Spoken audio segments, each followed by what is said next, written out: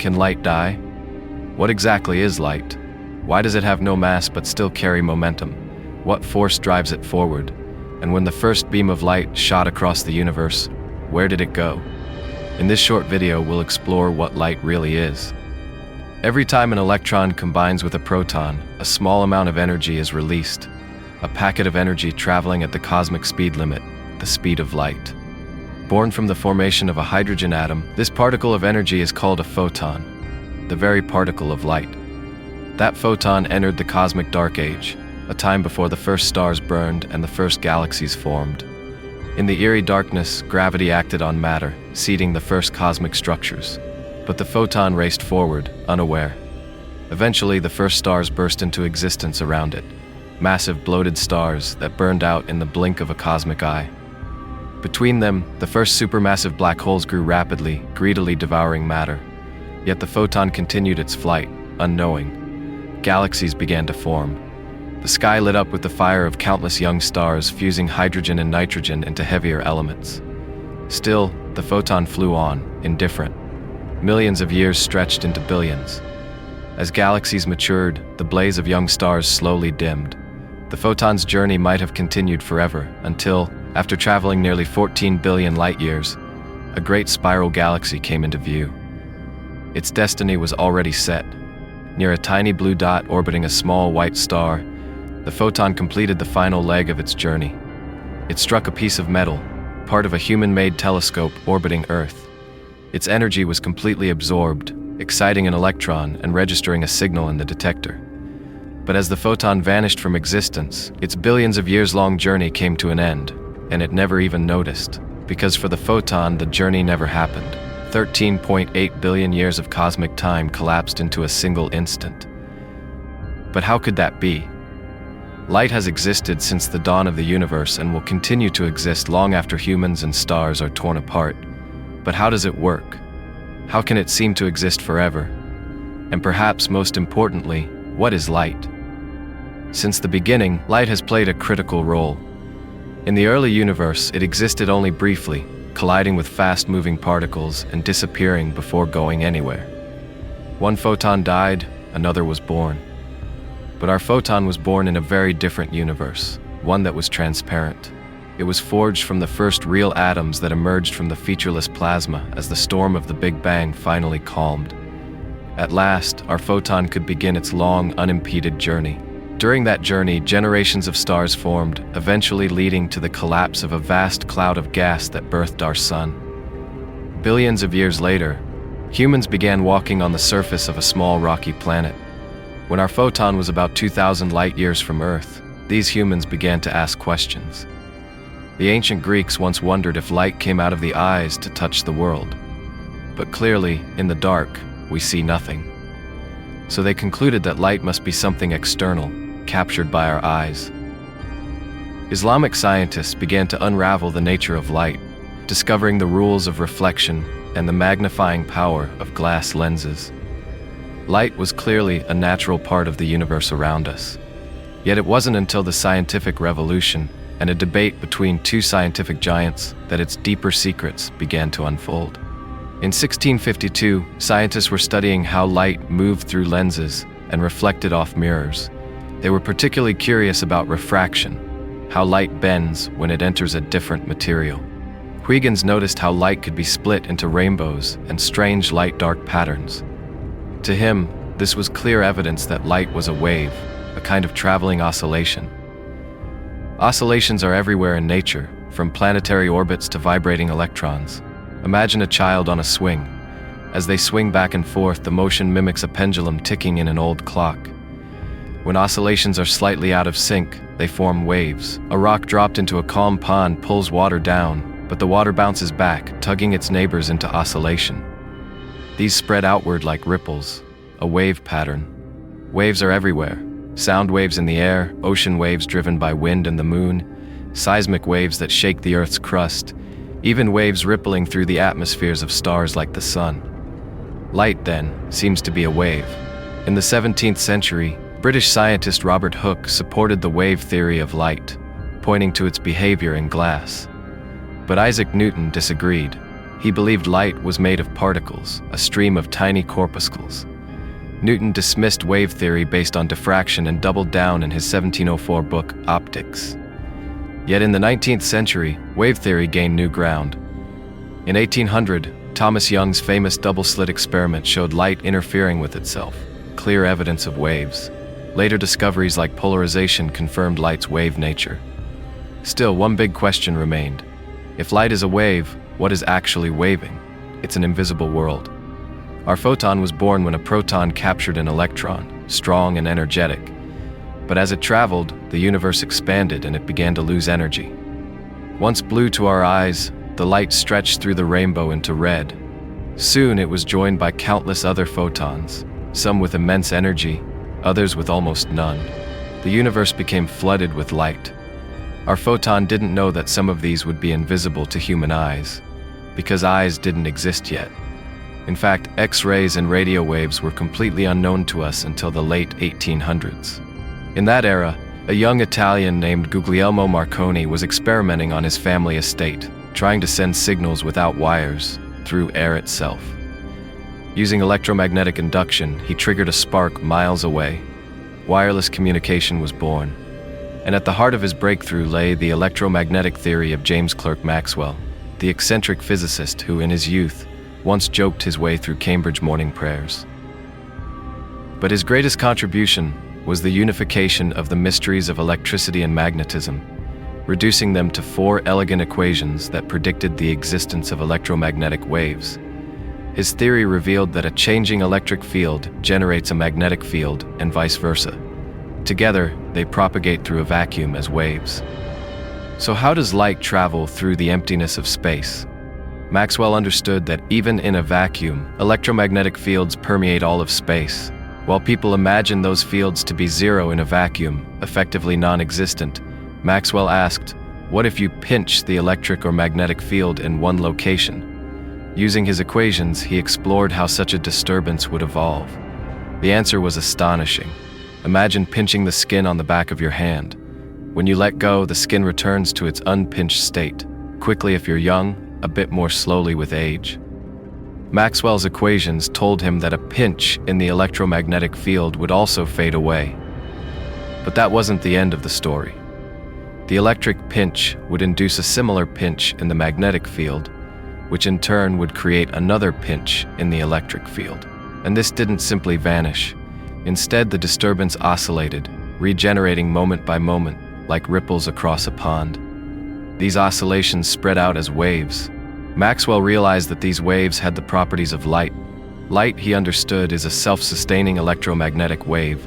But what causes the ripples? What's the equivalent of the stone dropped into the pond? He realized its charge. What we now call electrons disturb nearby electric and magnetic fields. These disturbances radiate outward as electromagnetic waves, what we call light. Conversely, when light enters the eye and hits the retina, its oscillations must shake electrons in our eyes, which then send signals to the brain. That's what we perceive as vision. Ultimately, Maxwell understood what was oscillating, what was creating the wave, and even more. He knew light had a wavelength of about 1/1,000,000th of a meter, but his equations showed that electromagnetic waves had no inherent wavelength limit. That meant there must be kinds of light our eyes could not see, longer or shorter waves. More than 20 years later, the answer to this puzzle emerged. In 1886, Heinrich Hertz at the University of Karlsruhe first detected these invisible waves. Named Hertzian waves in his honor, we now call them radio waves. This discovery laid the scientific foundation for Marconi's wireless telegraph and revolutionized human communication. The universe continued to evolve, and our photon joined an ever-growing stream of light, reflecting the changes in the cosmos. Bursts of radio waves and high-energy gamma rays became more frequent. These energies flowed through space, most vanishing into the dark, but some striking lone atoms in the void. Low-energy radio waves gently nudged and excited those atoms, like calm waves lapping at a beach, just as Maxwell's model predicted. But gamma rays behaved differently. They slammed into atoms with force, knocking out electrons, not like ripples, but like single violent punches. Was Maxwell wrong? Under some conditions, could light behave as Newton had imagined, as particles? If so, when? For now, we switch between theories. On Mondays, Wednesdays, and Fridays, we think of light as waves. On Tuesdays, Thursdays, and Saturdays, we think of it as flying packets of energy. Alfred Nobel made his fortune through invention and business, especially in explosives and weaponry. So perhaps it was no surprise that in 1888, a French newspaper mistakenly published his obituary, calling him the Merchant of Death. He was shocked, first because he was still very much alive, but more importantly, he was disturbed by the legacy he might leave behind. In his will, he decided to dedicate most of his fortune to a set of prizes awarded to those who benefit humanity the most. In science, the Nobel Prize became the highest honor. For over a century, its winners have included some of the greatest minds. In 1901, the first Nobel Prize in physics was awarded to Wilhelm Röntgen of Germany for discovering a new kind of light, X-rays. He experimented with various materials and found that only the densest ones could block X-rays. He even convinced his wife Bertha to place her hand in the beam, realizing the X-rays would pass through her flesh but be partially blocked by bone, producing the first X-ray image. Although it was suspected at the time that X-rays were electromagnetic waves with much shorter wavelengths than visible light, it took decades to confirm that theory. In the meantime, their medical applications flourished, helping mend bones and save lives. By the early 20th century, Maxwell's vision of electromagnetic waves beyond visible light was undeniably confirmed. All the secrets of light seemed to be revealed. Even electrons had been discovered. The only thing left was to find the rest of the invisible spectrum, gamma rays, microwaves, and more, to complete the electromagnetic story. But of course, in physics, whenever we think we're done, a rude awakening usually follows. In Maxwell's view, light was a continuous wave. Scientists found that when light hit most materials, it transferred energy continuously, exciting electrons and eventually knocking them loose. This was the photoelectric effect. By lowering the intensity of light, it took longer to release enough energy and longer to knock electrons free, usually. But when light struck certain metals, electrons appeared to be ejected instantly. And something stranger still, changing the color of the light had dramatic effects. Blue light ejected high-energy electrons. Green light released lower-energy ones. Red light produced none at all. This made no sense. If all colors of light carried energy, why couldn't red light release electrons? The mystery was solved in 1905. But in solving it, new mysteries were born. This wasn't just any year, it was a miraculous year. The year Albert Einstein forever changed the course of physics. The year was 1905. That year, Einstein introduced special relativity. But that was only the beginning. When he was awarded the Nobel Prize in Physics in 1921, the citation mentioned his services to theoretical physics, but specifically emphasized one achievement, not his work on relativity, but especially for his discovery of the law of the photoelectric effect. In studying the photoelectric effect, Einstein had to fundamentally revise Maxwell's vision of light.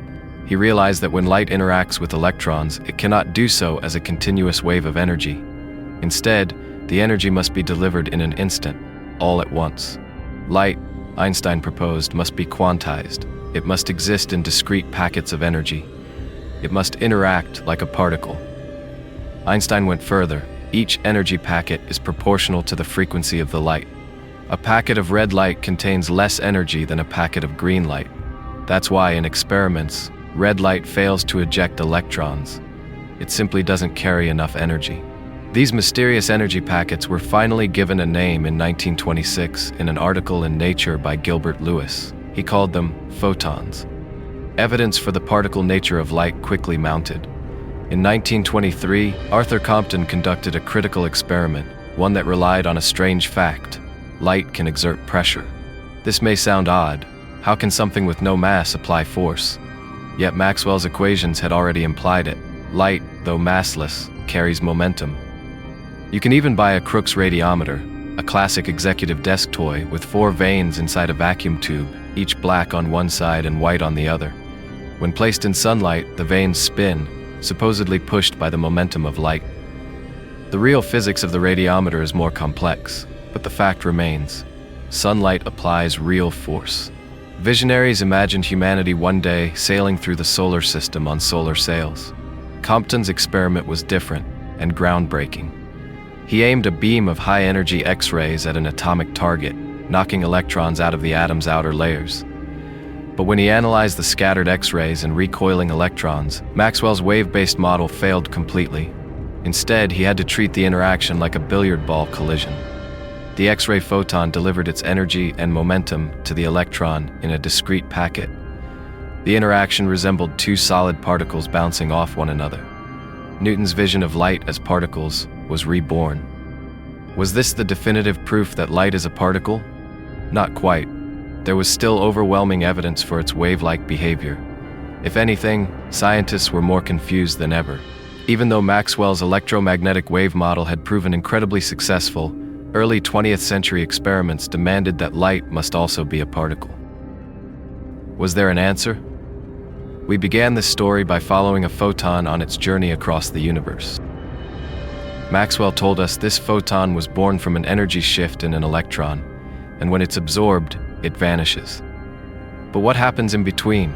Was that epic voyage just a matter of chance? Was the photon randomly flying until it randomly collided with an electron? By the early 20th century, it became clear that couldn't be true. In the language of quantum mechanics, the photon's journey is not governed by chance. The universe, as it turns out, is not only stranger than we think, it's stranger than we can think. To understand how we got here, we begin in the cold morning of January 1793 in France, a country in turmoil. Amid the chaos, Victor Francois, the second Duke of Broglie, fought for his king but ultimately fled abroad for safety, like many nobles of the time. The Broglie family later returned to France and helped rebuild the nation after the revolution's upheaval. Generations of politicians, diplomats, and writers followed. But in 1892, a child was born who would forever change our understanding of everything.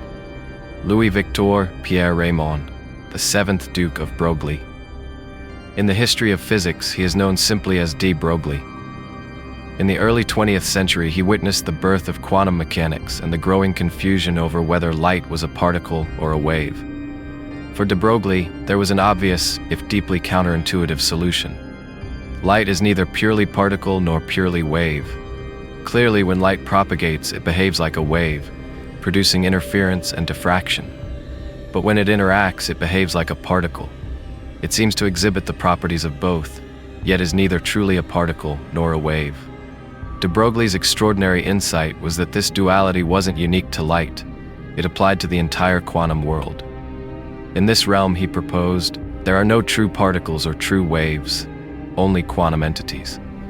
In his 1924 doctoral thesis, he argued that even electrons, obvious particles, should exhibit wave-like properties. In 1929, when experiments confirmed his prediction, he was awarded the Nobel Prize. There has been much philosophical debate over this wave-particle duality in quantum mechanics, but the observations are irrefutable. A stream of individual photons or electrons, sent through a set of slits, still produces an interference pattern. And so, with quantum mechanics, the quest to understand how light and electrons interact began anew. In classical physics, Maxwell's physics, electrons wiggle as electromagnetic waves pass over them, like seagulls bobbing on a rolling sea. Through their wiggling, they emit their own electromagnetic waves, adding to the mix. But the quantum picture had to be different. The quantum world is governed by quanta, discrete packets of energy, and by particle-like behavior. The solution came from another scientific giant, Paul-Adrien Maurice Dirac, who began to crack the code. In the late 1920s, Dirac worked to unify the two great revolutions of modern physics, the bizarre world of quantum mechanics and Einstein's special relativity. Dirac's story has been told many times, his legendary absent-mindedness and silence earning him the title the strangest man from Niels Bohr himself. But there is no question, Dirac was a revolutionary genius. Through his work on quantum theory, Dirac etched his name into the history of science. To understand the modern picture he helped shape, we must accept a radical idea. Everything is fields, and these fields are not the same as classical electric or magnetic fields. In quantum field theory, there are fields for electrons, photons, quarks, and more. A ripple in the electron field is what we call an electron. A ripple in the photon field is a photon. Imagine an atom. What do you see?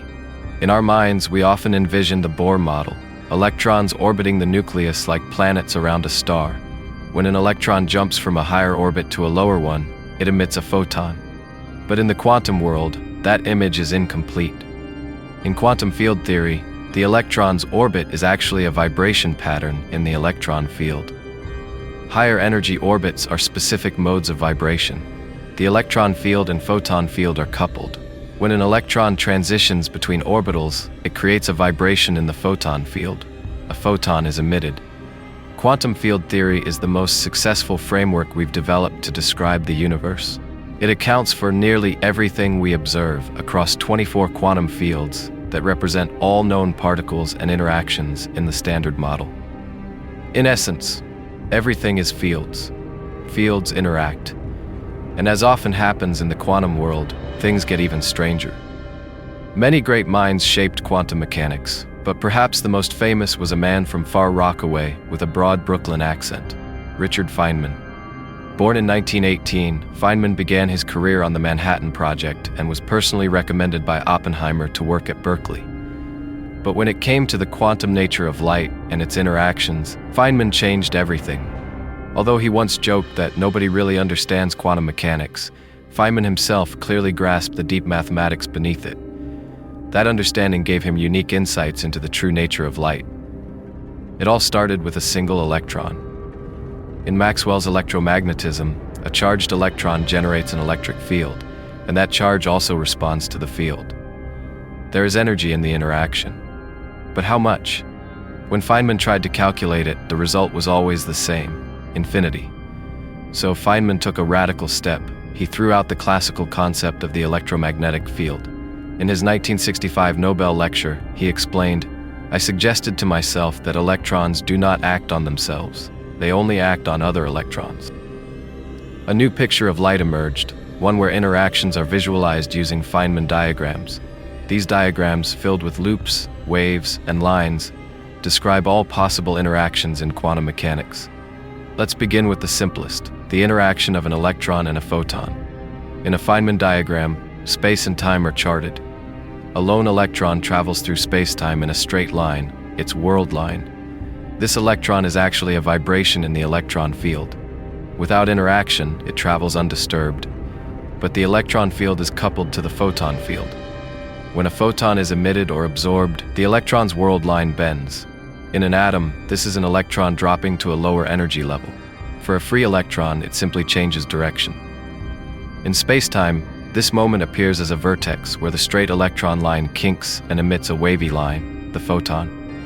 This vertex is the fundamental building block of all Feynman diagrams. A full diagram often contains many such vertices. One electron emits a photon, another absorbs it. Their paths bend, connected by a photon, represented by a wavy line. What controls this interaction between electron and photon?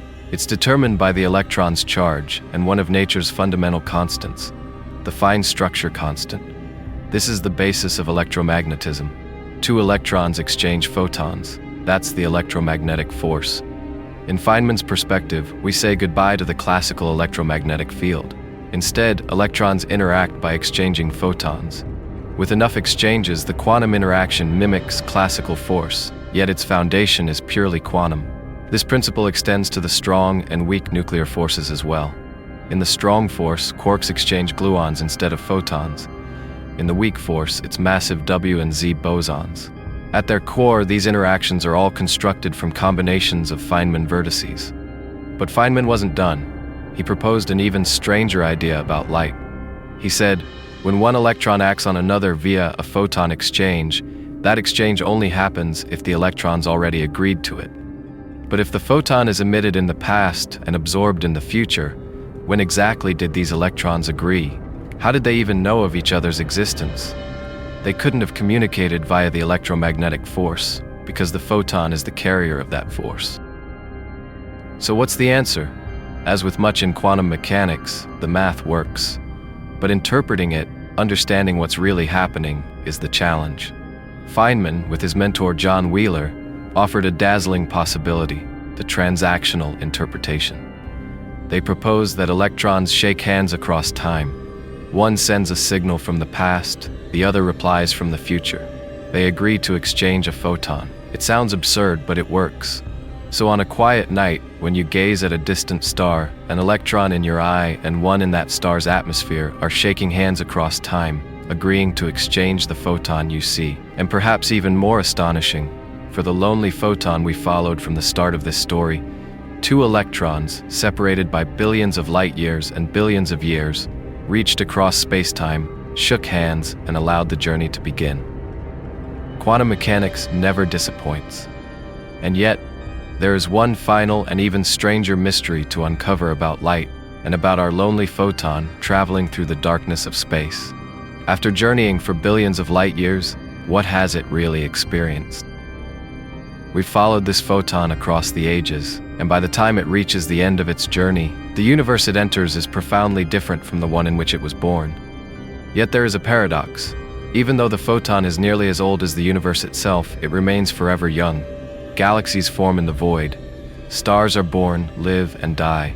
Whole superclusters stretch and collapse.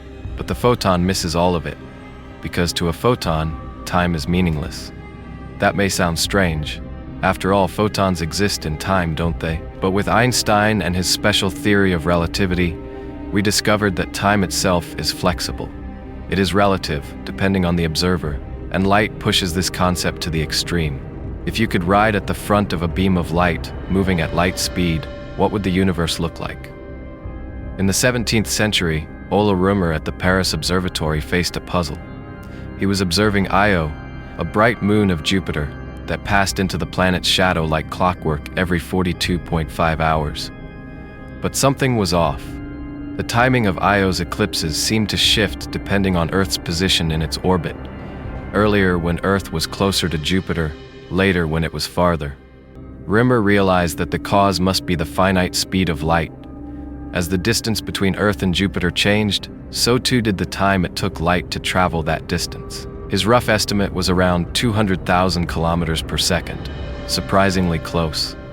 Later, more precise measurements would fix it at nearly 300,000 kilometers per second. But the question remained, what was this speed relative to? For centuries, physicists believed in the existence of a medium, the ether, through which light waves moved, just as sound moves through air.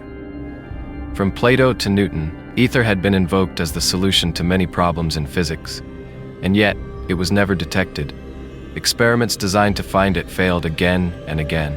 Then came 1905, Einstein's annus mirabilis. With special relativity, he eliminated the need for ether entirely. The speed of light, he said, is not relative to any background. It is the same for all observers. This profound insight meant that something else had to give. To preserve the constancy of light's speed, space and time themselves had to become elastic. They had to bend. This bending has consequences. It means that light is affected by gravity. As it moves through space, light's path is bent by the presence of mass. Newton's long-abandoned idea of light being influenced by gravity was reborn, and repeatedly confirmed by experiments. Massive objects like stars and galaxies act as gravitational lenses, magnifying infant galaxies and revealing the presence of dark matter. The beauty of these cosmic lenses is captured in deep space images, such as those from the James Webb Space Telescope. Einstein's vision ended the Newtonian dream of a rigid universe. But what does all this mean for light itself? As it moves at the fastest speed in the universe, relativistic effects become extreme. So extreme, in fact, that all distances contract to zero, and the time it takes to cross those distances also becomes zero. For a photon, no matter how far it travels, not even an instant of time passes. Even if a photon appears to exist across billions of years and trillions of kilometers, even if it is emitted by an electron in one place and absorbed by another electron elsewhere, the space-time distance between those two events is exactly zero. To the photon, it was emitted and absorbed in the same moment. To the photon, it never truly existed at all.